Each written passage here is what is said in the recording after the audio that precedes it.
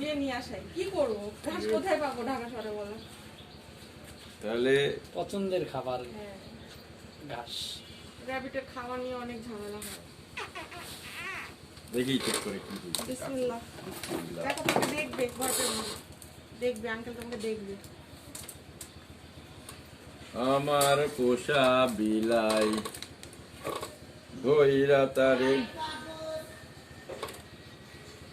লোম পরে অনেক দেখা যায়। হ্যাঁ, সেদিন গোসল দেন কয়দিন পর পর? গোসল করাই না আমি।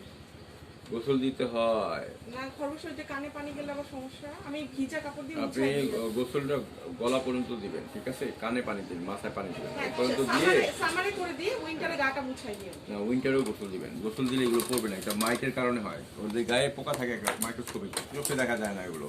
ওগুলো হইলে এরকম মানে একদম র্যাবিট থাকবে একদম ঝরঝরা। লোম পড়বে কেন? লোম কেন পড়বে? ওই আমি কুংফু ক্যারাটি করবো। আস্তে আস্তে আস্তে, ও কিন্তু খুব ভয় পায়। ভয় পায় না কাকু। আচ্ছা।